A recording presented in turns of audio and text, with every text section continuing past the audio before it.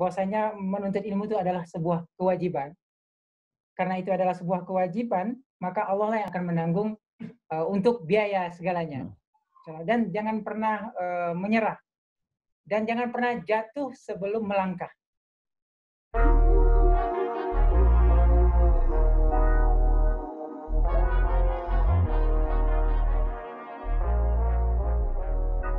Assalamualaikum warahmatullahi wabarakatuh.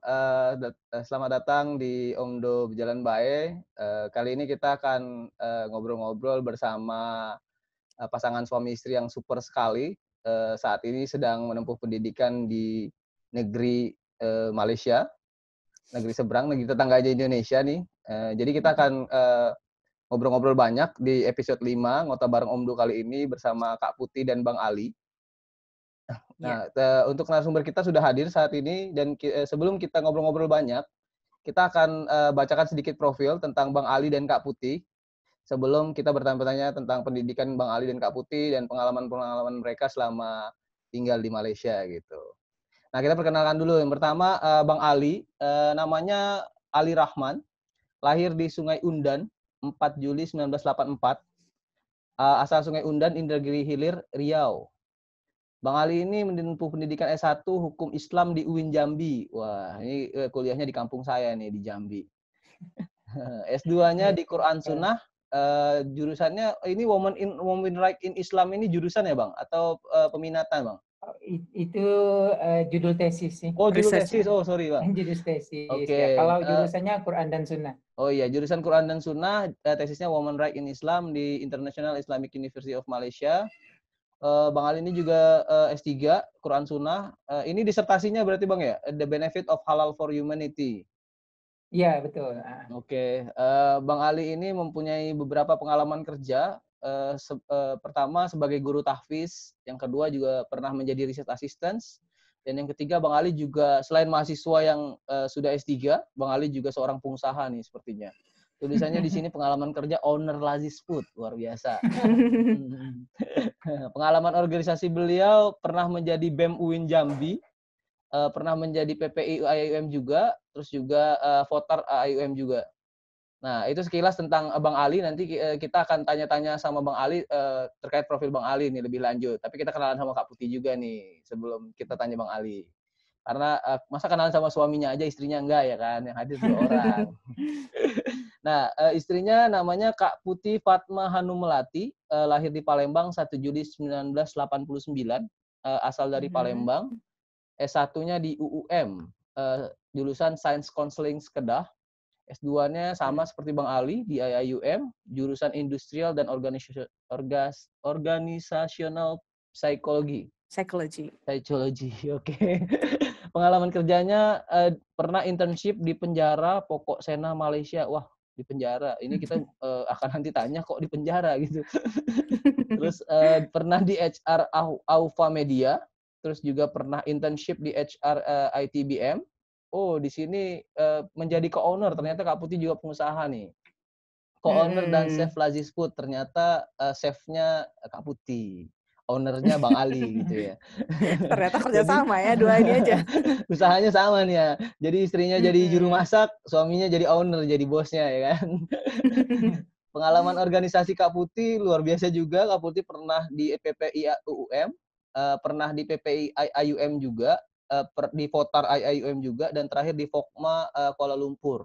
Oh ya, yang terakhir masih ada nih ternyata. Saya belum kebaca. Ada di KOMI, Kajian Online Alumni IUM. Nah, itu sekitar sekilas tentang pengisi kita pada hari ini. Jadi kita punya pasangan suami istri yang luar biasa nih, punya kuliah juga, punya usaha juga gitu.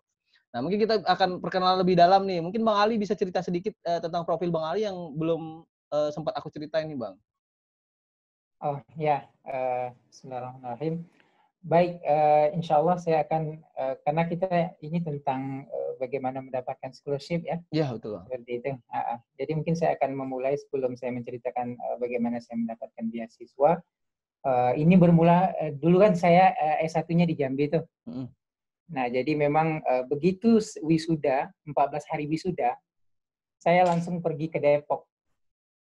karena merasa masih kurang dalam hal mendapatkan ilmu ketika S1. Jadi pergi ke Depok 14 hari setelah wisuda. Nah, jadi ketika pergi ke Depok itu gratis tuh pesawatnya. Wow. Yang bayarin siapa? Tempat ngajar ngaji. Waduh, luar biasa sekali. Nah, jadi kan saya kan ada ngajar ngaji dulu tuh ketika di IAIN. Nah, terus pesan tiket sama bapak itu. Terus kata bapaknya, oke, saya akan belikan. Dia maksudnya belikan tuh nanti saya akan bayar. Maksud saya seperti itu. Taunya sampai di Jakarta, justru nggak usah dibayar deh, free aja. Aman aja luar itu. Biasa sekali. Begitu di Soekarno-Hatta, Bandara Soekarno-Hatta, jumpa Pak Dekan, Pak Hasbi Umar. Nah, di sana dikasih duit tuh 100.000, Masya Allah. Wah, 1 juta kali ya, kalau zaman sekarang ini. Nggak tahu kalau sekarang ini berapa 100.000. Yang jelas itu berarti sekali. Iya. Nah, setelah sampai di Depok, tadinya saya ke Depok itu mau menghafal Al-Quran. Nah, begitu 5 bulan di sana, saya melihat ada brosur dari IIUM tentang kampusnya. Jadi saya lihat itu kampusnya cantik, kemudian di sana ada penjelasan bahwasanya kita akan belajar bahasa dulu, bahasa Inggris, bahasa Arab. Yang tadinya saya berniat untuk menghafal Al-Quran, akhirnya pengen mendaftar ke sana. Nah, kebetulan mudirnya itu adalah kuliah di IIUM juga. Oh, kebetulan sekali ya. Ya, terus saya telepon sama orang tua. Saya panggil Abah ya. Mbah, saya ini mau S2. Ketika itu Abah diam aja, ini bener nggak nih anak ini mau S2? Katanya mau, tadinya kan kita kan, saya ini dari kampung tuh, dari desa, ya, perbatasan tuh. Perbatasan Jambi dengan Riau. Kalau mau ke tempat saya dari Malaysia ini ke Pekanbaru dulu, setelah ke Pekanbaru nanti pergi ke Tembilahan, itu kabupaten, setelah ke Tembilahan ke kecamatan, itu naik speedboat. Kalau dari Pekanbaru ke Tembilahan 7 jam, ke kecamatannya 3 jam naik speedboat, ke desa lagi itu naik pompong. Mungkin tahu ya? Jauh sekali ya. Tahu pompong. Tahu pompong, tahu. Kayak pompong getek, itu 1 jam lagi. Nah, jadi begitulah sampai di Depok, saya bilang, Bah, saya mau daftar S2. Diam ketika itu Bapak. Biasa kita orang kampung kan. Ini mau ke Malaysia pula kan. Tapi kata Abah, ya kalau memang mau, ya udah. Jadi Abah itu memberikan dukungan yang penuh walaupun duitnya nggak tahu tuh di mana. Ini modal nekat aja Bang ya, modal nekat aja ya. Ya betul, modal nekat. Ya, jadi kebetulan juga Abah itu selalunya begitu. Kalau saya bilang, Bah, saya mau ke sini. Oke. Jadi nggak memikirkan dulu tuh dananya dari mana, berapa jumlahnya, bla bla. Nah, akhirnya saya pun mendaftar tuh. Biasa kan kalau daftar kan kita nggak perlu terlalu bayar banyak. Iya. Kira-kira berapa ya? Untuk mendapatkan offer letter aja. Nah, ternyata begitu saya daftar, alhamdulillah diterima. Nah, diterima itu nggak tahu duitnya itu dari mana. Yang jelas Bang, sudah daftar keterima gitu. Dapat nomor referensi mahasiswa dari IIUM. Nah, tetapi setelah itu awalnya tetap pakai biaya sendiri. Untuk ke Malaysianya aja, untuk ke Malaysia. Untuk biaya tiket lah Bang ya, untuk biaya tiket ke Malaysianya itu masih biaya sendiri ya. Untuk bayar pendaftaran juga biaya sendiri berarti Bang ya. Iya, betul. Karena Ido bisa bayangkan tuh perbandingan antara ringgit dengan Indonesia. Tak mungkin saya ketika itu menembak orang tua mau kuliah, lalu kemudian minta semuanya disebut. Biaya SPP-nya sekian, biaya tempat tinggalnya sekian. Misalnya kita sebut kepada orang tua, mungkin mikirnya tambah mikir 1000 kali. Tapi saya tidak ceritakan itu. Saya bilang udah yang penting sampai Malaysia dulu. Begitu sampai ini terus ya. Ya lanjut Bang, apa terus. Begitu sampai di Malaysia, kita kan ada kelas bahasa dulu tuh Dok. Iya, kelas bahasa setahun ya Bang. Iya, kemudian begitu perjalanan kelas bahasa, ada pembukaan beasiswa di Riau oleh Pemprov Riau. Tapi Bang, sebelum itu maksud saya kan Abang ngejalanin kelas bahasa kan itu harus bayar kuliah dulu kan? Iya. Nah, itu biaya kuliah awalnya? Untuk ketika itu alhamdulillah ada. Hanya 1.800.000. Oh murah zaman banget dulu ya? dong. Zaman dulu ya? Zaman dulu mungkin zaman sekarang 18 juta kali ya? Mungkin, 2009. Oh, 2009. Dan ketika itu rupiah juga sangat kuat. Zaman SBY kan. Nah, jadi begitu 1 semester berlalu, ada pembukaan dari Pemprov.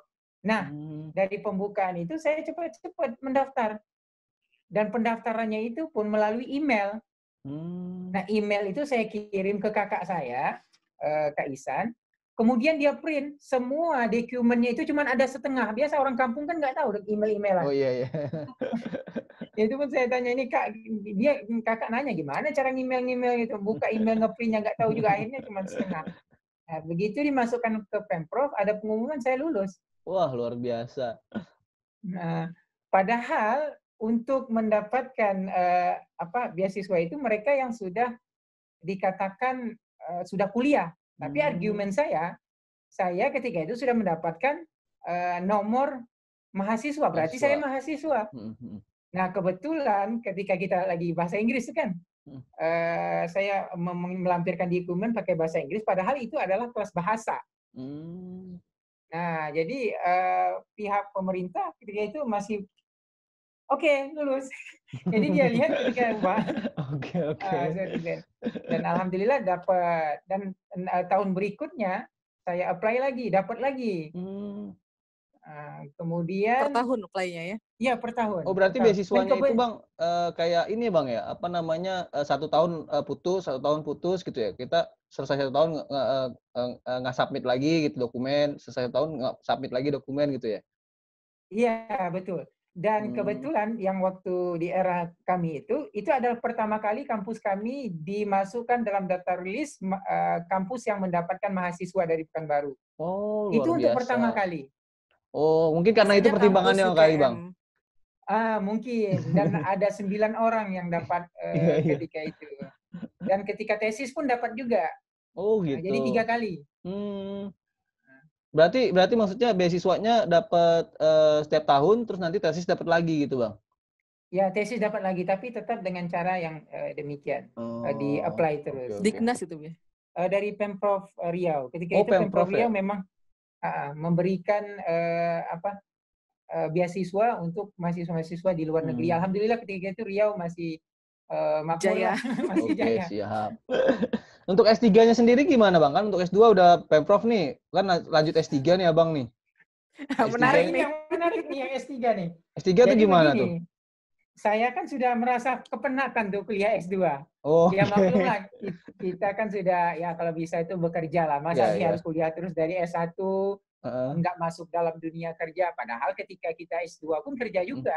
Sekarang ini kan orang mendefinisikan kerja itu sebagai sesuatu yang terpisah dari kuliah. Padahal yang namanya kerja kan as long as kita itu bekerja, ya namanya kita bekerja. Nah, jadi ketika itu saya mau berhentilah, nanti dulu lah nyambung kuliah. Tahu-taunya ngobrol dengan salah satu dosen di kampus, dia tawarin, Li, kamu ini semester berapa? Saya sudah mau selesai. Kamu mau nggak meneruskan S3? Itu saya diam dulu, padahal baru selesai tesis, bayangkan. Baru selesai tesis itu kan baru tarik nafas, baru menyerahkan hard bindingnya itu. Nah, jadi oh iya juga. Jadi saya bilang ini mumpung masih segar ini. Ya udah saya iyakan aja ketika itu. Nah, karena dia mau menjamin untuk uang pertama. Uang pertama itu lumayan besar. Karena dia harus membayar 1 semester, kemudian uang pendaftaran, enrollment ya. Enrollment 6.000-an ya? Ya 8.000 ringgit gitulah. Wow, lumayan 8.000 ringgit ya. Iya. Kemudian dia juga menjanjikan regularly akan memberikan per semester. Nah, jadi karena project ya, Bu ya? Ya project, karena di kampus itu ada namanya project untuk mengkaji masalah halal ya. Nggak, maksudnya berarti Abang ini beasiswanya beasiswa dari dosen ya? Berarti bukan dari kampus ya jatuhnya ya berarti? Dari kampus. Kampus itu kan IAIUM itu punya lembaga riset tentang halal. Nah, sekarang kan Malaysia ingin menjadi leading halal dunia tuh.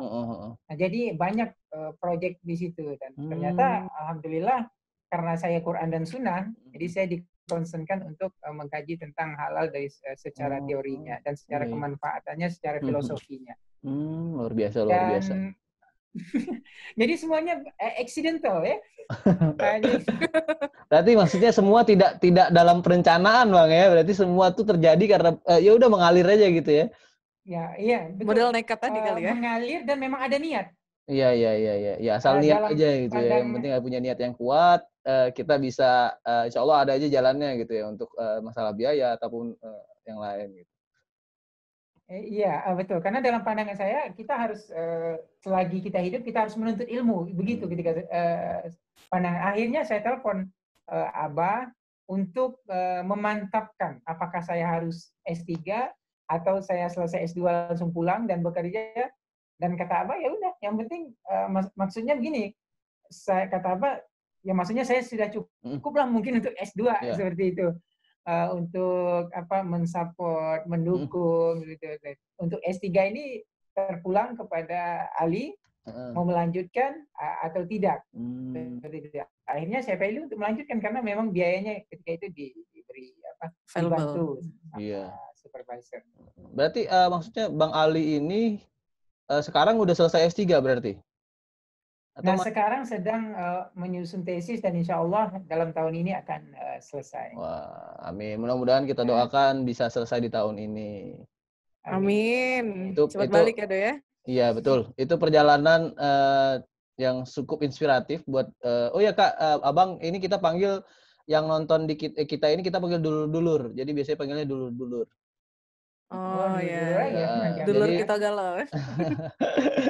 Ini dulur-dulur semua, ini pelajaran yang sangat berarti buat dulur-dulur. Memang ketika kita punya niat yang kuat untuk melanjutkan pendidikan, intinya harus yakin dan punya niat yang kuat. Insya Allah ada jalannya gitu. Kayak cerita Bang Ali tadi, nggak punya niat S2 gitu awalnya, tapi ternyata memang takdir Tuhan itu sudah menentukan apa yang akan kita jalani ke depannya. Kita harus yakin aja gitu. Insya Allah akan ada aja petunjuk dari Tuhan terkait dengan ini gitu ya kan. Nah itu ada lagi Bang yang mau di-sharing ke dulur-dulur kita nih Bang terkait beasiswa Bang. Ya, jadi memang pada prinsipnya kalau saya pribadi adalah menuntut ilmu itu adalah wajib. Itu yang perlu disimpan di akal kita, di mindset kita bahwasanya menuntut ilmu itu adalah wajib. Nah, karena kita itu merasa adalah sebuah kewajiban, maka kewajiban Allah untuk menanggung biaya kita.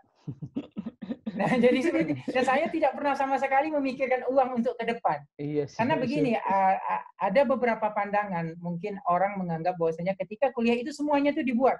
Daftar listnya semester 1, semester 2, semester 3, rumah berapa, makan berapa, dan akhirnya menjadi besar. Iya. Pening sendiri. Kan pening sendiri kan? Iya, betul. Nah, itu yang pertama. Yang kedua, dia kalau sudah biayanya itu besar, dia akan down sendiri. Iya, betul. Yang kedua, semasa dia menjalani hidup itu kan dia nggak tahu prosesnya. Prosesnya itu kan ada Allah di sana. Iya, betul. Kadang kita melihat yang di sini tanpa melihat prosesnya, mungkin itu yang perlu kita tekankan bahwasanya kita harus terus melaju aja. Yakin berarti ya? Yakin, betul. Dan ini bukan satu-satunya bantuan ya dari supervisor. Ada lagi bantuan-bantuan lain di dalam perjalanan itu. Nanti ada tips-tipsnya tuh. Ada apa sih? Siap. Semakin kita terdesak. Oke, siap. Kita akan sharing tipsnya nanti. Tapi kita sebelum sharing ke tipsnya tuh kita akan tahu terkait dengan Kak Putih juga nih. Soalnya kan Kak Putih ini soalnya kayaknya cinta banget sama Malaysia gitu. Soal dari S1 tuh udah di Malaysia. Oke Kak Putih mungkin boleh sharing-sharing nih ke dulur-dulur juga semua. Tadi kan perjalanan terkait dengan Bang Ali gimana luar biasanya bisa dapat beasiswa gitu tanpa direncanakan gitu. Ini luar biasa sekali gitu. Nah, kalau Kak Putih tuh yang cinta banget sama Malaysia dari S1, S2, mungkin sekarang S3 kali belum ya? Nah, itu nih mungkin bisa cerita nih, kok bisa sih itu ke Malaysia itu beasiswanya gimana sih gitu. Oke. Jadi kalau cerita tentang gimana bisa ke Malaysia, awalnya itu pas waktu abis lulus SMA ya. Jadi kakak tuh sebenarnya nggak mikir langsung tentang Malaysia. Pengennya masuk Unpad, UI, UGM, biasalah kan yang bergengsi di Indonesia gitu kan. Pengen ngambil jalur SPMB dan memang udah pengen masuk psikologi waktu itu. Nah ternyata qadarullah gitu ya. Pas waktu tes kan kita kalau pas mau ikut SPMB kan ada ikut apa sih bimbel ya? Iya. Nah kita sering TO tuh try out. Kalau pas try out tuh lulus di Unpad, UI. Nah pas banget abis SPMB udah milih kan kampus mana, udah selesai tuh balik dari selesai tes SPMB balik ke rumah terus ayah kakak bilang, papa tuh bilang gini. Nah, sebenarnya papa tuh berat kalau misalnya Putih tuh ke Jakarta atau ke Bandung. Lah, kok baru ngomong sekarang setelah lulus gitu kan? Bukan setelah lulus, setelah selesai ujian gitu. Kenapa gak dari sebelumnya gitu kan? Loh kenapa gitu Pak? Iya karena kan kayaknya ya mungkin waktu itu masih dilihat remaja yang labil kali ya. Jadi takutnya nanti kalau kesana belum kuat lah gimana ya udahlah akhirnya. Tapi di situ udah kayak dalam hati tuh kayaknya nggak tahu nih lulus atau enggak gitu kan. Dan benar pas pengumuman nggak lulus satupun, bayangin. Jadi itu sempat kayak nggak lulus satupun. Itu doa orang tua kayaknya Kak. Makanya itulah karena kakak milihnya di UGM, Unpad, UI gitu kan, yang nggak ada Sumatera gitu. Walaupun kan kita sempat ada waktu itu ada pilihan, tapi kakak milih luar semua. Nah akhirnya ya kayak kata Ido tadi kan, ridho orang tua tuh ridho Allah gitu ya. Jadi makanya akhirnya nggak ke situ. Sempat nganggur tuh beberapa bulan, aduh mikir mau kemana nih gitu kan. Dan ingat, jadi ada senior, kakak kan di Semansa ya, SMA 1 Palembang. Jadi ada senior tuh yang alumni UUM, pernah sharing di Semansa waktu itu. Akhirnya keinget, oh iya ya kan ada, dan ternyata ada teman kakak yang udah masuk duluan. Kan kalau aku tuh UUM tuh bukanya 3 kali, Malaysia rata-rata 3 kali ya deh ya, untuk menerima beasiswa mahasiswa baru, pendaftaran, iya. Nah, akhirnya udah pas keinget itu coba-coba tuh nanya-nanya. Dan ternyata orang tua tuh lempeng aja, Pak, ini ada nih UUM. Ya udah pergi aja Malaysia kan. Itu langsung nggak ada IO, langsung aja ya udah ke sana aja gitu. Nah, alhamdulillah pas kakak ke sini itu tahun 2007 akhir. Nah, itu ada program kerjasama Sumsel. Itu sama Malaysia. Kalau misalnya Ido pernah dengar Pak Surya. Nah, itu salah satu yang mungkin agent lah ya yang menghubungkan, tapi dia ini mencarikan kita kayak bukan bantuan sih, meringankan kita untuk kuliah di luar negeri gitu. Nah, jadi saat itu kakak dapat biayanya itu, kan kalau kita biaya kuliah di luar negeri kan biasanya international fees lain kan, sama local. Nah, waktu itu kakak dapat local fees. Oh, kok bisa? Nah, itulah karena ya alhamdulillah mungkin karena koneksi dia tadi gitu kan antar pemerintah, pokoknya bisa dapat local fees lah gitu. Lebih murah ya alhamdulillah akhirnya jadi karena kalau S1 sih nggak terlalu susah ya karena juga biayanya juga lumayan dan di Kedah itu tuh makan 3 ringgit bisa doh. 3 ringgit bisa. Beda sama di KL. Di KL mahal. Dan enak. Aku waktu 2013 aja mahal. 6-7 ringgit itu makan paling murah.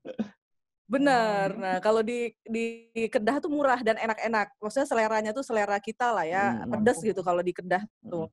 Ya kayak gitu, dan alhamdulillah orang tua aku tuh masih oke juga. Maksudnya ayah ibu kakak kerja kan, jadi masih support dari orang tua kalau pas S1. Nah, sebenarnya setelah S1 selesai itu kakak balik ke Indonesia, ke Palembang. Makanya itu kerja di AUFA sebagai HR. Oh, iya. Gitu. Itu yang setahun. Yang tadi itu berarti sempat kerja dulu Kak ya? Berarti sebelum S2 itu kerja dulu pulang ya berarti ya? Benar. Jadi cinta Indonesia juga nggak langsung ya. Balik dulu ke Palembang, kerja sebagai HR. Nah, kakak kan ngambil science counseling ya. Nah, waktu kakak kerja, disitulah kakak akhirnya menemukan salah satu passion kakak, penasaran sih. Jadi pas banget waktu itu kan perusahaan yang bisa dibilang lumayan baru ya. Jadi HR itu kakak sendiri. Langsung pas masuk diangkat jadi kepala HRD. Coba baru lulus S1 gitu kan. Tamat S1. Iya. Makanya ya berbekal pengalaman dan keberanian nekat tadi ya udah bismillah aja gitu coba gitu kan. Nah, jadi learning by doing, alhamdulillah thank you juga sama AUFA gitu ya. Di sana akhirnya kakak juga ada kayak rasa curiosity, kayak penasaran kok gini ya ternyata running company. Oh, orangnya seperti ini. Apalagi perusahaan kakak kan printing advertising itu banyak orang-orang lapangan cowok gitu kan. Dan situ salah satu yang kita coba apply di staff-staff kita adalah tentang culture di organisasi. Nah, dari situ timbullah keinginan untuk ngeriset di bidang itu. Tapi memang setelah kakak lulus S1 itu sudah ada keinginan untuk S2 dong. Jadi pas kakak di UM itu kakak sebenarnya atlet taekwondo juga ya. Wih, luar biasa. Jadi, ngeri juga nih. Tapi sekarang udah dijinakin sama Bang Ali ya. Nggak pakai jurus-jurus di rumah tangga. Luar biasa. Iya. Jadi dari kecil ya udah ikut taekwondo tuh. Nah, di UM tuh ikut taekwondo juga. Jadi mewakili kampus UM ke Sabah, kalau ada turnamen, ke beberapa kampus lah di Malaysia. Kalau di Malaysia nih enak ya. Jadi yang mewakili kalau kita apa sih? PON, Pekan Olahraga Mahasiswa ada ya? Pekan Olahraga Mahasiswa ada. Nah, kalau di Malaysia emang bener-bener orang dari kampusnya yang mewakili untuk bertanding gitu ya. Nah, jadi saat itu salah satu kampus yang tempat kakak tanding itu UIA. Oh, UIA. Kakak suka UIA ini Harry Potter. dulur-dulur semua UIA itu sebutan kalau di Malaysianya UIA. Kalau Inggrisnya Bener. IIUM. Iya, Biar nggak itu bingung, ya biar nggak dulur bingung ya. nih kok IIUM jadi UIA kan. Itu Benar. dulur-dulur semua UIA itu Universitas Islam Antarabangsa kalau di Malaysia nyebutnya gitu. Iya. Oke Oke, Kak, lanjut Kak, UIA lanjut insya Allah lanjut lanjut. udah clear ya. Nah, jadi kakak kan suka Harry Potter tuh dong. Waktu Oh. biasalah zaman-zaman remaja dulu. Nah, Iya, pas iya. ke UIA itu ngeliat, ih kok ini keren ya bangunannya kayak di film-film Harry Kayak Potter Hogwarts. gitu. Iya, jadi akhirnya biru-biru gitu kan. Nah, terus kita kan bertanding tuh di tempat female sport itu khusus cewek, yang male sport khusus cowok. Terus kayak amazed gitu dalam hati. Ih keren ya kampus ini. Ternyata dia bedain gitu tempat olahraga cowok ceweknya gitu kan. Karena kakak di kampus di UM dulu gabung. Kita pas berenang pun itu gabung cowok cewek gitu. Dulu ya. Tapi sekarang nggak tahu ya. Tapi memang ada hari-harinya. Hari-harinya misalnya hari cewek, hari apa. Cuman gym-gymnya itu kan kelihatan tuh. Maksudnya kalau orang cowok lewat ya kelihatan lah siapa yang lagi berenang gitu. Kayak gitu. Jadi amazed di situ sama UIA. Dan udah ternyata, kayaknya aku pengen nyambung di sini deh. Itu gara-gara pas turnamen tuh. Nah balik ke Indonesia, kerja, udah ada kepengen gitu kan. Nah tapi kakak setelah selesai S1 itu kakak langsung apply di UIA tuh. Langsung apply untuk S2 dan dapat offer letter. Nah bagi teman-teman salah satu tips awal ya untuk dapat beasiswa itu yang paling penting offer letter. Offer letter. Berarti Jadi, untuk yang di kuliah di luar negeri sih hampir rata-rata memang harus punya offer letter dulu ya untuk bisa dapat beasiswa dan lain-lain. Iya, jadi jangan kalau kayak kata abang tadi kan orang kadang keder duluan ya. Keder tuh apa sih? Keder bahasa kita tuh ya. Keder. Iya, keder gitu kalau misalkan belum lah pergi udah kalau itu cost living-nya sekian dia jangan dulu. Udah iya, mending apply aja dulu dapat offer letter baru dari berbekal offer letter kita cari. Nah, jadi kakak pas waktu apply kerja di Aufa itu kakak udah ngomong sama waktu interview kan kakak bilang saya kemungkinan mau lanjut S2 nih. Jadi mungkin saya kerja nggak lama, nggak apa-apa kata orangnya. Ya udah alhamdulillah kan bisa menerima kita gitu. Jadi kakak udah ready untuk jam S2. Jadi sambil kerja sambil nyari beasiswa. Oh berarti gitu. waktu lagi kerja itu udah punya offering letter berarti Kak? Udah. Oh oke. Gitu. Habis itu sambil cari-cari beasiswa juga ya? Iya, jadi kita nggak wasting time juga kan, nggak menunggu satu gitu ya. Udah kerja tetap sambil cari beasiswa. Nah, jadi waktu itu pas, jadi ayah kakak kan udah almarhum ya, beliau wartawan. Jadi beliau ini salah satu yang sangat suportif kakak untuk lanjut S2. Jadi beliau coba cari-cari juga info dan dapat waktu itu salah satu perusahaan swasta lah gitu, katanya bisa memberikan beasiswa untuk anak bangsa gitu kan. Akhirnya udah kakak seneng tuh karena udah setahun, maksudnya kayak udah pas gitu planning kan. Akhirnya ya udah kakak pikir alhamdulillah nih pas momennya resign lah dari tempat kerja dan udah dari kantor terus udah mau lanjut. Oke, sampai ayah kakak tuh jemput kakak ke kantor saking semangatnya beliau ya untuk beli koper dong. Ya udah nak turun ke bawah sekarang papa udah di bawah sama mama gitu kan. Udah kita beli koper segala macam tuh saking semangatnya. Nah, ternyata lagi dan lagi takdir Allah doa pas kakak udah sampai Malaysia. Jadi awal-awal tuh sekitar kalau pas zaman kakak abang 2 jutaan ya berarti ya. Kalau pas zaman kakak di UAE itu 2012 itu sekitar 5 jutaan kalau nggak salah. Kak Putih masuk bareng sama aku kan ya? Aku datang ke sana Kak Putih masuk ya? Iya kan? Benar. Kita kan seangkatan dong. Jadi gitu. Ya awal-awal dari orang tua. Dan ternyata yang tadinya ada dapat beasiswa, kan katanya ada tuh yang perusahaan swasta tadi kan. Ternyata nggak ada, Dibilang itu dapat beasiswa untuk orang yang tidak mampu. Waduh. Jadi kan kita kan ya kita nggak tergolong yang gitu kan, gitu kan. Lah katanya ada, tapi ya udahlah kayak kata abang tadi, kalau kita prinsip orang Indonesia kalau udah apalagi orang ayah kakak Minang kan, udah nak kalau udah layar terkembang maju terus gitu, insya Allah akan ada jalan gitu kan. Gitu dan seiring perjalanan ya alhamdulillah ayah kakak kakak juga coba ke Dinas Pemprov Palembang, Pemprov Sumsel ya, tapi di Diknasnya Itu dicoba beberapa kali, intinya teman-teman, dulur-dulur ya, bukan teman-teman ya. Dulur-dulur jangan give up gitu. Jadi awal pertama masukin di Pemprov itu dibilang nggak ada beasiswa gitu. Nggak ada. Pas kakak balik liburan coba lagi gitu. Ayah kakak juga beberapa kali datang coba, ada katanya cuman untuk dosen dia bilang gitu. Tapi akhirnya kita coba terus dan ternyata bisa, ada rupanya. Ada ya. Gitu. Walaupun mungkin pas awal kita coba mungkin belum pembukaan kali ya, tapi harus rajin gitu. Jangan sekali nyoba nggak ada terus ya udahlah gitu. Coba terus gitu. Jangan ini. Dan alhamdulillah akhirnya dapat sama kayak Abang sistemnya. Jadi pertama setahun pertama dikasih dan itu di cover semua doh. Alhamdulillah. Terima kasih Pemprov Sumsel karena kalau nggak salah kemarin itu dapat 60 jutaan. Wow, serius Kak? Iya. Gede banget. Gede memang. Semua soalnya di cover. Jadi untuk kita tinggal luar biasa. abis itu iya jadi dapat semuanya lah pokoknya alhamdulillah. Nah sama yang pas tahun kedua pokoknya total sekitar 60 atau 80 gitu kakak lupa ya. Pokoknya total sekitar segitu. Tapi pas yang di tahun kedua itu dibilang cuma dapatnya setengah. Gitu, karena dari pusat diputus katanya. Ya udah ya nggak apa-apa kakak pikirkan udah kita harus berjuang gitu alhamdulillah. Nah itu tadi salah satu tips juga untuk dulur-dulur yang kalau misalnya mau nanti udah S2 gitu ya misalkan ya cari supervisor itu yang memang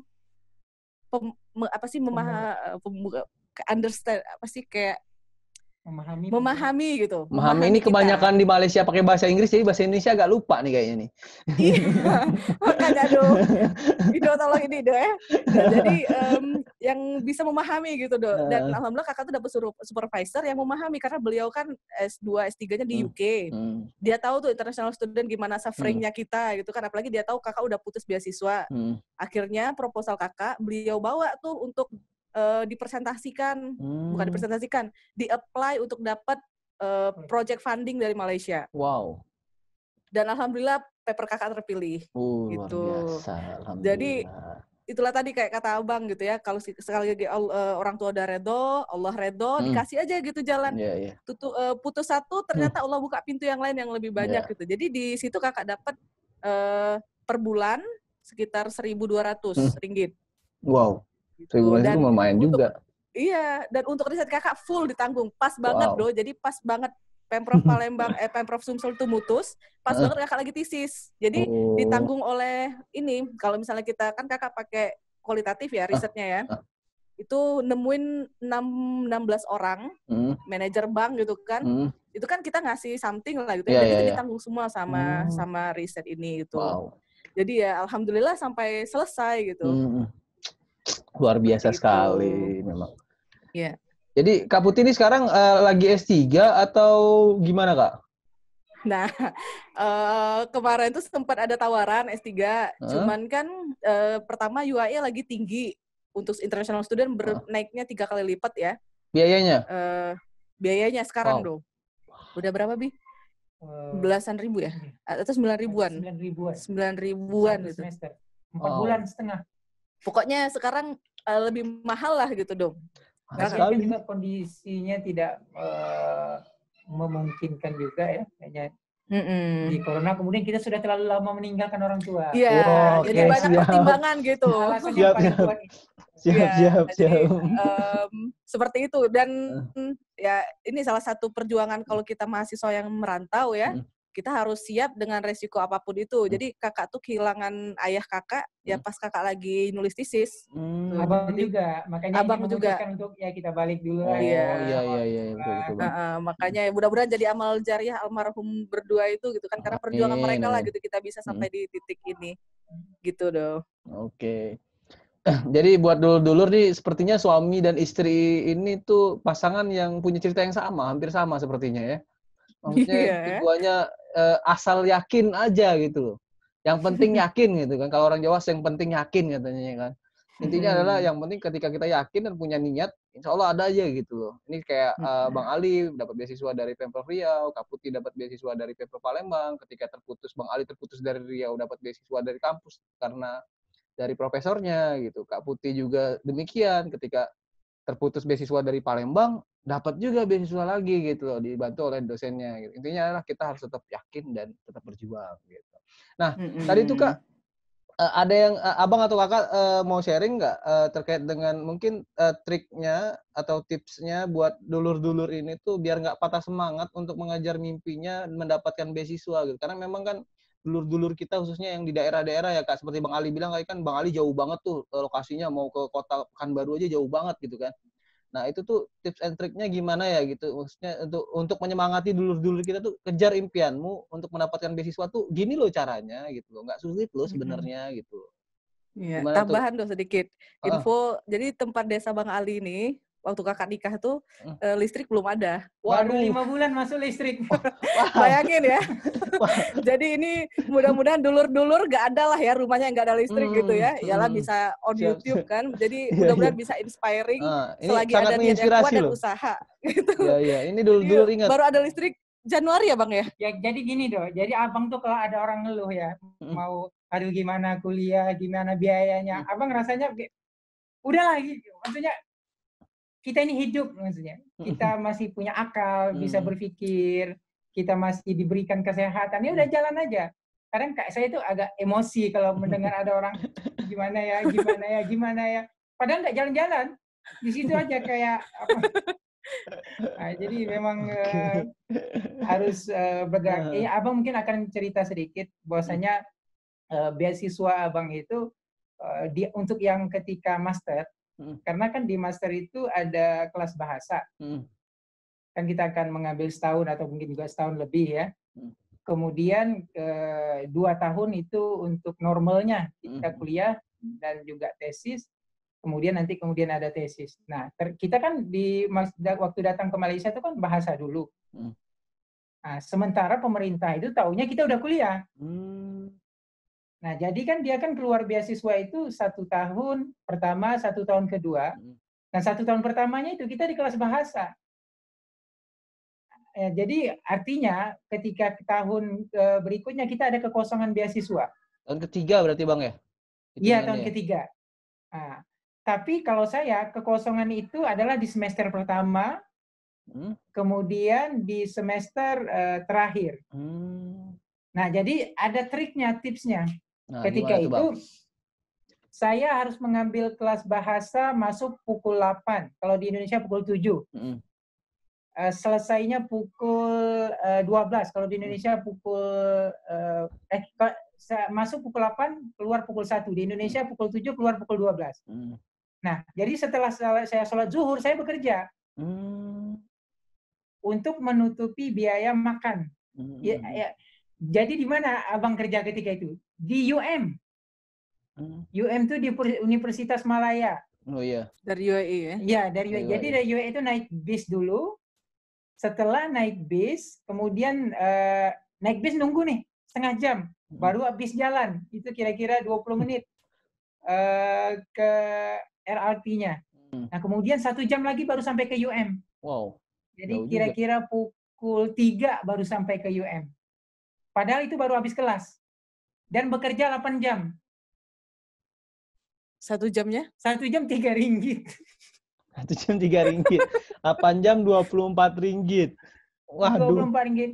Ongkos untuk PP 7 ringgit. Jadi berapa dapatnya? Cuman dapat 17 ringgit berarti. Gitulah kira-kira. Itulah untuk menutupi kekurangan-kekurangan. Maksud saya seperti ini. Kalau kita memang ada kekurangan, ya kita cari bagaimana kita tidak kurang. Apakah itu dengan bekerja, apakah itu dengan mengajar. Insya Allah banyak jalan yang Allah berikan. Gitu. Intinya jangan pantang menyerah aja gitu ya, dulur semua.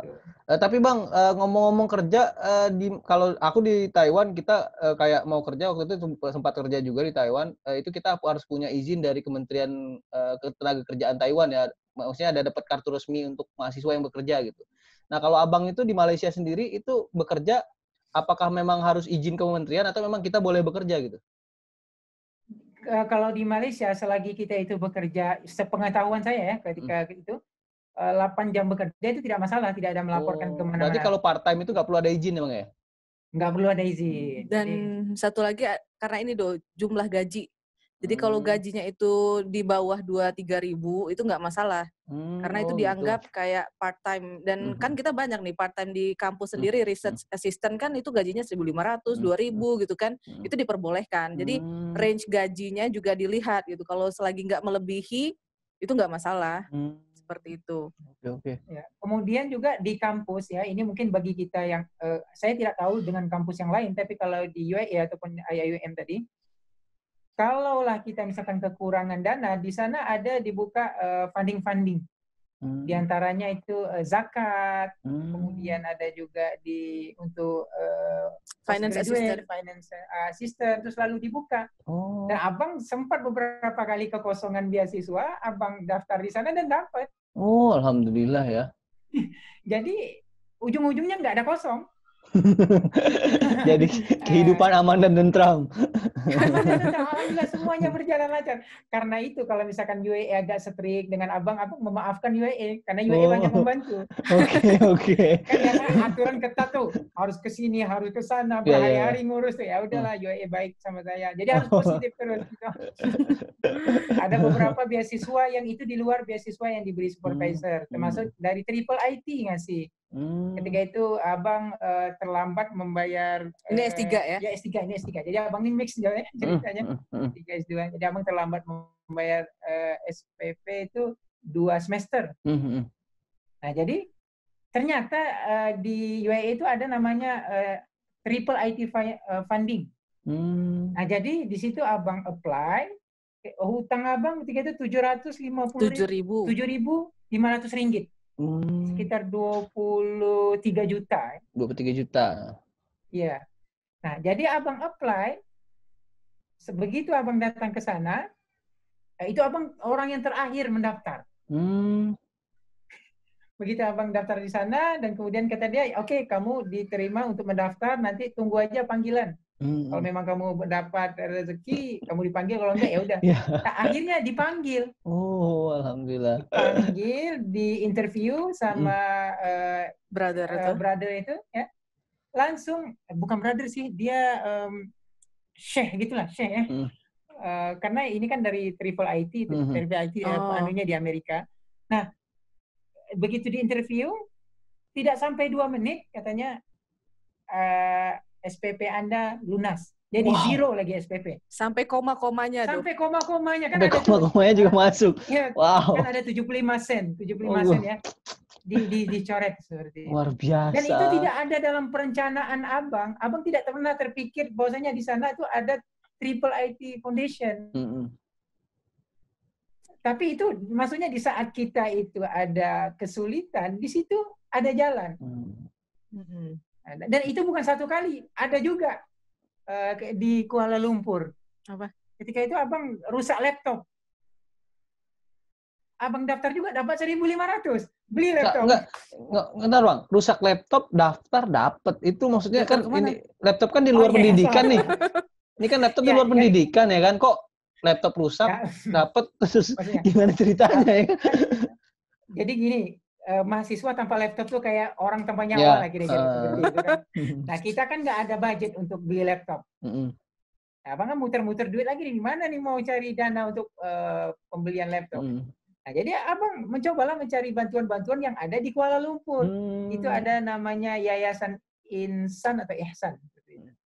Abang daftar, di download formnya, diisi, kemudian datang ke sana, di interview, tunggu kemudian beberapa bulan panggilan, dan alhamdulillah diterima. Dapat 1.500 dikirim ke rekening langsung. Wow. Dan ada juga zakat. Zakat itu ada sekitar 2 bulan abang dapat. Wow. Banyak banget ya berarti Bang Ali ini beasiswanya dari berbagai macam tempat ya, nggak cuma satu ya. Mungkin orang terpikir orang terpikir cuma government ya. Iya, orang terpikir kita tuh kayak aku pribadi tuh kita cuma berpikir kayak kalau udah beasiswa ya udah gitu, di situ aja ya, kita akan fokus gitu. ke situ, nyari di situ gitu. Tapi ternyata ini banyak banget dari mana-mana, sampai rusak laptop pun bisa dapat juga gitu ya. Iya. Ini luar biasa banget, luar biasa. Beasiswa itu hadir kadang-kadang di saat kita kepepet. Oke. Jadi Kepepet akhirnya akhirnya nggak ada kepepet. Semuanya berjalan mulus. Gitu. Oke, Ya. siap. Mungkin Kak mau nambahin dikit ya. Oke, siap Kak, ya. tambahin silakan. Jadi kalau misalkan beasiswa ini terbagi, beasiswa yang utama itu beasiswa dari Allah, itu yang harus kita yakin, ya. Nah, secara prakteknya itu ada dua beasiswa. Yang pertama formal, yang kedua non formal. Yang formal ini mungkin government, terus juga kalau kayak kakak apply di government Malaysia gitu kan. Ada teman kakak juga yang apply di, ini mungkin dulur-dulur kakak sharing juga dari cerita teman-teman yang di Malaysia gitu ya. Biar juga tahu pintu-pintu beasiswa itu di mana aja. Jadi selain government kita, Pemprov, kita bisa juga apply, kalau Pemprov ke Dignas ya, bisa cari. Kalau di luar negeri itu ada namanya apa sih Higher Education Ministry. Oh, jadi menteri apa ini tentang apa Menristek kalau kita. Menristek ya kalau Menristek Dikti kita. Nah ya benar Dikti Menristek Dikti. Itu juga kita bisa apply karena adanya mereka biasanya ngasih itu untuk international student funding. Nah, yang paling penting selain pertama kita yakin pertolongan Allah, yang kedua silaturahim, networking kalau bahasa kerennya ya. Jadi jangan kita tuh hanya kelas mahala waduh asrama ya. Jangan cuman ke kelas, asrama, library gitu. Kayak idola gitu kan, aktif di PPI gitu kan, aktif di organisasi. Di situ kita bisa ketemu banyak orang, banyak teman yang sebetulnya saling support gitu. Kita sesama perantau ini udah kalau misalkan dari Indonesia, apalagi kalau kayak kita kampus internasional kan tuh ya. Jadi begitu ngomong Indonesia aja udah ngerasa kayak saudara gitu, bukan cuma sesama Palembang atau sesama Sumatera gitu ya. Jadi pertama yakin, yang kedua networking-nya dibanyakin gitu, karena dari networking ini kita akan tahu nih yang beasiswa non formal tadi gitu. Nah, kakak mau share yang tips yang pertama dulu ya tentang beasiswa formal.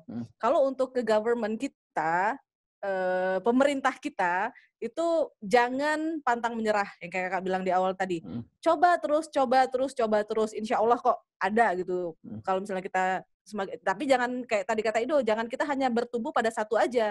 Cari pintu-pintu yang lain dalam waktu yang sama. Nah, ketika apply, memang dokumen harus lengkap. Jadi kan kita ada tuh kalau pas kakak apply kemarin dikasih juga buat kayak apa ya bahasanya itu motivation letter ya. Oh ya, motivation letter. Jadi kayak kita nulis apa sih gitu.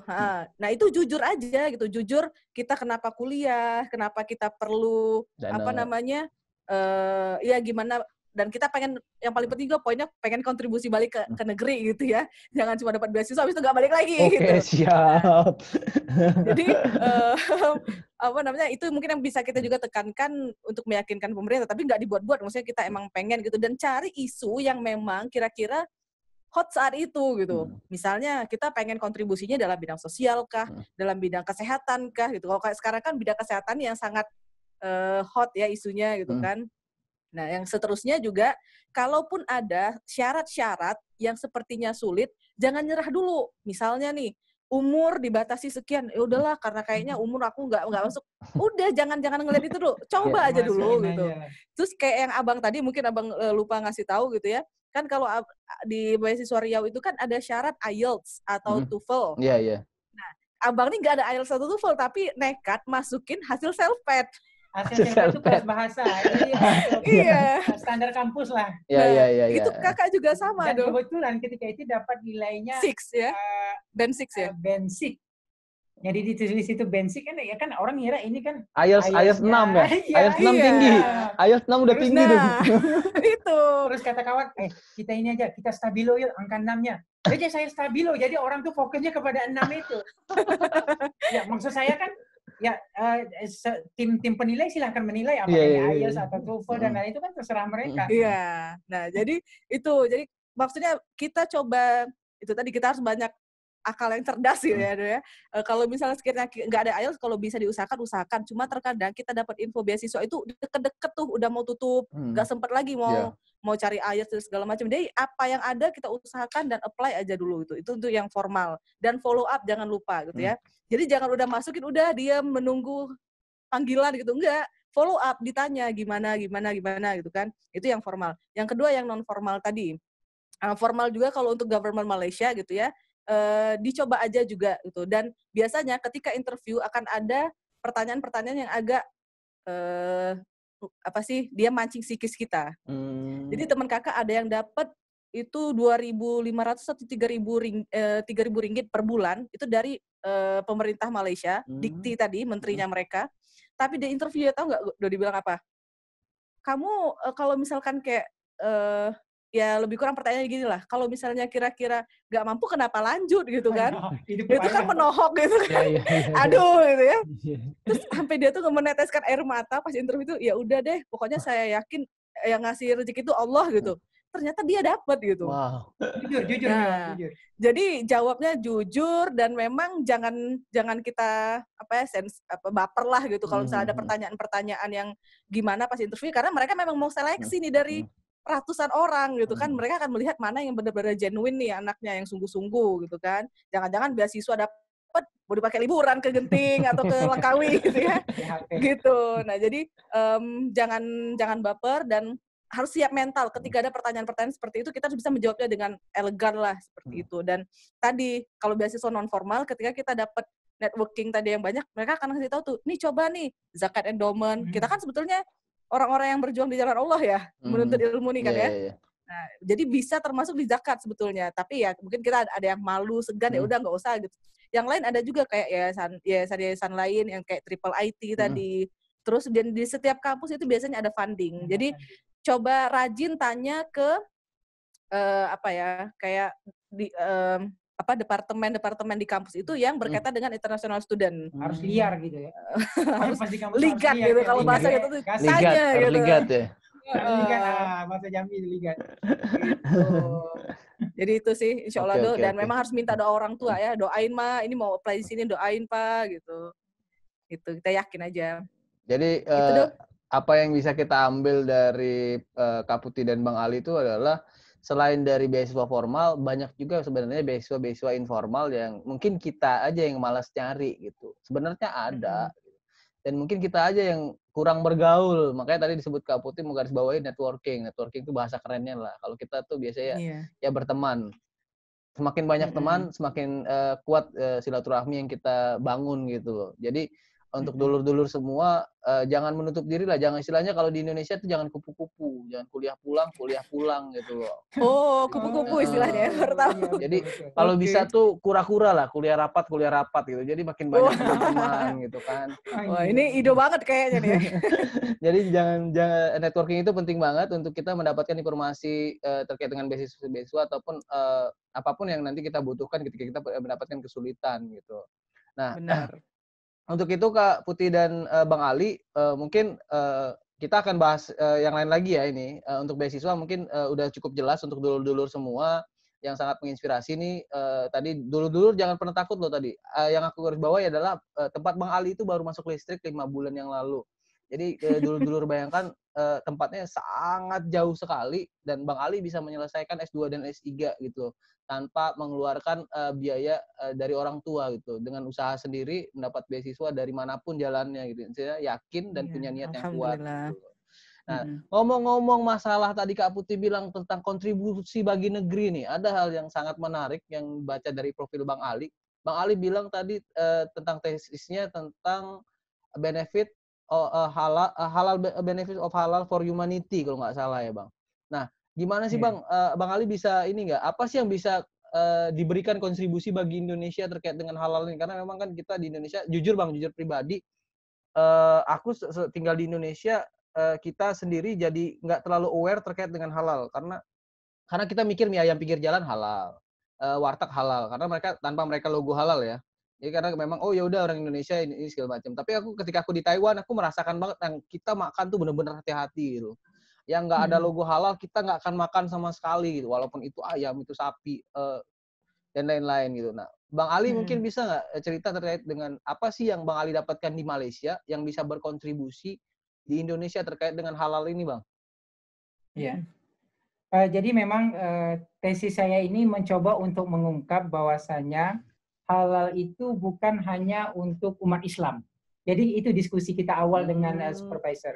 kata supervisor, kita harus menjelaskan kepada umat manusia, muslim dan non-muslim, bahwasanya halal itu adalah konsep general untuk semua manusia. Itu yang pertama.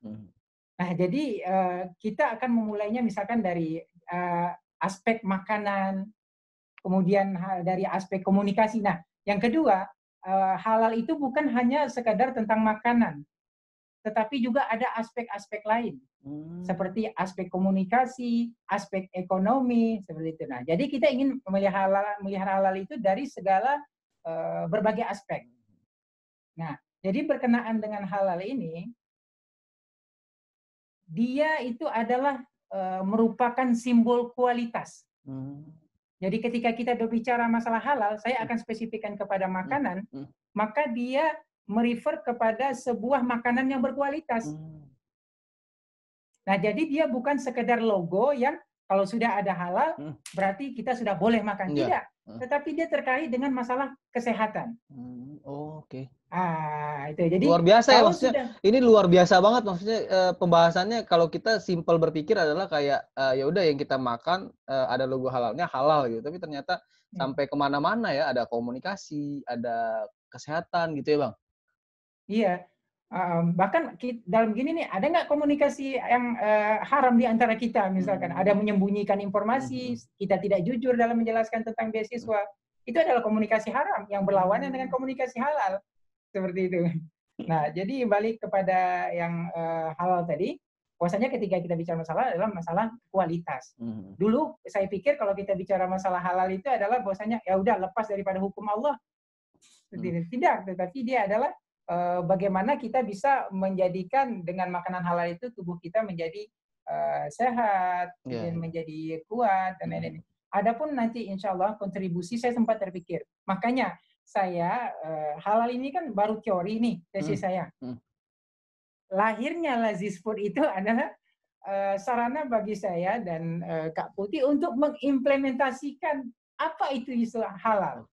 Teorinya ya. Teori, bagaimana kita menerapkan teori yang kita tadi, halal itu adalah tentang kualitas, halal itu adalah tentang kesehatan. Mana lu cuma ngomong doang? Mana buktinya? Nah, dan itu kita coba buat Laziz Food. Bagaimana kita mencoba mengimplementasikan halal itu dalam makanan. Oleh karena itu, berbicara masalah Laziz Food adalah makanan yang kita coba mencari bahan-bahannya adalah bahan-bahan yang berkualitas. Itu mungkin nanti fokusnya. Kita nanti akan sedikit bertanya juga tentang Laziz Food. Tenang Bang, kita akan bahas gimana kok punya Laziz Food gitu. Kalau kontribusi untuk Indonesia gimana Bang? Maksudnya apa sih Bang yang Abang dapatkan gitu dari S3 tentang halal itu yang kita tuh bisa terapkan juga di Indonesia nih Bang, yang bisa menolong orang-orang di Indonesia mengerti lebih banyak tentang halal itu sendiri gitu. Kontribusi untuk Indonesia-nya seperti apa yang bisa kita terapkan? Kakak izin minum ya? Oh ya, silakan Kak. Ido bisa bayangkan bahwasanya yang memproduksi halal daging halal di dunia ini adalah Brazil nomor 1 yang mendistribusi ke Arab Saudi.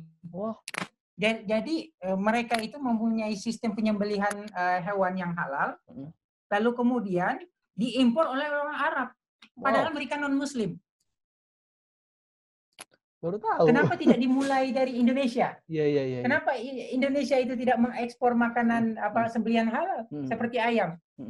Abang beberapa kali mencoba beli ayam itu dari Thailand. Jadi mereka Malaysia mengimpor ayam itu dari Thailand yang ada sertifikasi halal. Kenapa tidak dari Indonesia? Indonesia kan nomor 1. Iya. Muslimnya. Nah, itu saya mencoba berpikir bahwasanya peluang untuk halal ke depan itu sangat besar. Saya sempat berpikir juga nanti ke depannya untuk membuka penyembelihan hewan yang halal, insya Allah. Iya. Dan akan membuat kalau di sini ada istilahnya kalau yang di Arab, orang Arab itu membuat kedai daging. Iya, penyuplai daging halal, insya Allah. Penyuplai daging halal, ya. Siap. Awareness masyarakat mungkin Bu ya? Ya, mungkin juga awareness masyarakat bahwasanya dengan kita itu makanan halal, insya Allah kita akan menjadi sehat, insya Allah kita akan menjadi kuat, dan itu akan mempengaruhi kepada perilaku kita. Banyak orang mengira mungkin halal itu nggak ada hubungannya dengan perilaku. Padahal dalam dalam Islam, baik atau buruknya orang itu sangat dipengaruhi oleh makanannya. Kalau makanannya buruk, maka perilakunya juga akan menjadi buruk. Oleh karena itu, ini jadi berceramah jadinya. Oleh karena itu, setiap orang harus memastikan bahwasanya penghasilannya itu adalah penghasilan yang halal. Ya. Bagaimana cara dia mendapatkan dan bagaimana cara dia mengeluarkan. Oke, siap. Oke. Ngomong-ngomong nih kan Bang Ali udah cerita sedikit tadi visi dan misinya ke depan untuk Indonesia seperti apa gitu kan. Terkait dengan halal ini sendiri. Nah, tadi juga sempat disinggung nih, promosi juga sebenarnya ini. Ada namanya Lazis Food. Itu usaha yang dijalankan oleh Bang Ali dan Kak Putih. Itu ada Instagram juga. Instagramnya ada kan Kak ya? Ada. Nanti dulur-dulur semua, terutama yang di Malaysia, yang membutuhkan makanan halal, yang sudah terjamin halalnya, itu dulur-dulur bisa follow IG Lazis Food. Nah, di situ banyak makanan-makanan yang dulur bisa beli. Nah, ngomong-ngomong masalah Lazis Food nih Bang, Kak Putih dan Bang Ali ini Lazis Food ini ada setelah Bang Ali dan Kak Putih menikah atau sebelumnya sudah ada nih gitu. Nah, itu gimana sih kok bisa cerita sedikit nggak? Mungkin menginspirasi dulur-dulur yang mungkin nggak cuma di Malaysia atau di negara lain juga untuk mereka berani berusaha gitu, buka usaha lah istilahnya, berani untuk menjadi pengusaha. Ini kan kita bilang nih Bang Ali dan Kak Putih ini selain mahasiswa juga pengusaha gitu. Nah, gimana caranya Kak Putih dan Bang Ali itu bisa membangun Lazis Food ini, Bang? Atau Kak Putih lah, terserah yang mana mau ngejelasin silakan. Mau co-owner atau mau ownernya nih? Owner, mau limpahkan kepada co-owner. Ya. Abang minum. Ya, jadi alhamdulillah ya Do ya. Sebenarnya kalau misalkan untuk Lazis Food sendiri kita nggak ada planning. Dan kakak dulu mungkin kalau ada dulur-dulur yang mungkin lihat di IG kakak sempat ada pernah cerita bahwasannya nggak ada terpikir untuk menjadi seorang entrepreneur. Karena kakak ini orangnya nggak enakan. Daripada jual, baik ngasih gitu. Daripada nagih, udah deh diikhlasin gitu kan. Kan kalau untuk jual beli kan ada berhubungan dengan nagih kalau dia belum bayar gitu. Nah, jadi awalnya itu memang bukan untuk berbisnis. Awalnya itu kan kakak sambil nunggu abang selesai nih. 2017 kakak udah wisuda, alhamdulillah. Nunggu abang selesai, jadi kakak mengisi waktu dengan coba eksperimen masak-masak di rumah. Tuh, dan sering kangen pempek. Kan kita wong kita galau, wong Palembang. Kangen pempek kan, susah nyari pempek di sini. Akhirnya coba-coba buat gitu. Singkat cerita intinya setelah dicoba-coba kakak belajar dari sepupu juga. Terus abang bawa ke kampus, kakak juga bawa ke teman-teman kalau pas lagi ada acara. Kan waktu itu masih sering juga bareng anak PPI, anak-anak votar gitu kan. Nah pas mereka cicip, ih Kak enak nih Kak, kenapa nggak dijual aja gitu. Mas belum pede itu. Akhirnya pas abang sama teman-temannya dibilang, udah Bang dijual aja Bang. Dan waktu itu ada kita sebutkan di sini namanya Rifat sama Ido, kenal nggak anak Riau? Nggak tahu aku. Dulu ketua PPI Rifat. Rifan pernah dengar tapi yang itu nggak tahu sih. Ido nggak tahu ya. Nah, jadi mereka berdua ini mencoba menjualkan langsung. Kita waktu itu kakak buatin pempek belah isi ebi, dan itu pempek dos bukan pempek ikan ya. Itu sekitar 20 atau 30 box langsung habis ludes. Wow. Gitu. Dan jadi di situ karena alhamdulillah pertama sambutan luar biasa dari teman-teman, mungkin karena kangen masakan Indonesia gitu. Jadi udah niat kita awalnya itu udah untuk mengobati rasa rindu masakan Indonesia. Kita buat awalnya cuma pempek, akhirnya berlanjut ke lunchbox catering, terus ke bakery, dan ternyata diseriusin, alhamdulillah sekarang customer itu dari mana-mana, bahkan ada yang minta kirim, ada dari Australia, itu dari Australia, bisa nggak? Wow. Iya dari Australia, jadi dia bilang bisa nggak tolong buatin tumpeng untuk ibu saya gitu, ibu saya ulang tahun. Ada itu yang dari Sabah, dari Melaka, dari pokoknya luar KL gitu yang minta kirim pempek. Nah, jadi alhamdulillah kakak merasa kita sebagai orang Indonesia bisa, kalau yang di luar ya, coba juga jual produk Indonesia sebagai kita nih duta Indonesia lah gitu. Kalau kayak kakak duta Palembang lah ya, memperkenalkan pempek. Orang tuh katanya apa nih pempek, dia akan spellingnya juga aneh gitu kan. Fish cake gitu, fish cake from Tenggiri gitu. Nah, jadi akhirnya mereka juga, jadi sekarang ada orang Melayu, ada orang Thailand, orang Singapura yang juga merasakan itu gitu. Dan karena susah untuk ngepost di Malaysia ini kan nggak kayak Indonesia ya, ada JNE yang bisa ngepost yang barang-barang basah gitu ya, tapi kalau di Malaysia itu agak susah postnya. Jadi akhirnya kita masih di KL aja, dan udah kemana-mana. Awalnya cuma mahasiswa dan kalaupun harga Lazis Food itu harga mahasiswa lah ya. Sekarang sudah sampai ke teman-teman yang kerja di IT kayak di Google gitu. Untuk pameran juga. Untuk pameran pernah juga. Jadi beberapa kampus. Ya, ada kampus Segi pernah, Segi College. Terus juga yang di Intermark dekat KLCC itu ada juga yang minta buatin tumpeng sama beberapa makanan Indonesia gitu untuk jadi exhibition. Ya alhamdulillah, jadi dari yang awalnya kita cuma ngasih aja gitu kan. Kalau kakak tuh belajar satu ilmu dari bukan teman sih ya, pedagang nggak langsung dia bilang coba kasih orang rasa dulu gitu. Nah mungkin secara nggak langsung awalnya kita nggak ada niat bisnis, ketika kita ngasih orang tuh ternyata orang bilang oh udah ini jual aja nih enak gitu. Ketika orang udah bisa ngerasain kan, oh enak ya gitu, ternyata ya next bisa beli lagi. Seperti itu. Dan mungkin menyambung sedikit gitu tadi tentang kontribusi ya Do ya.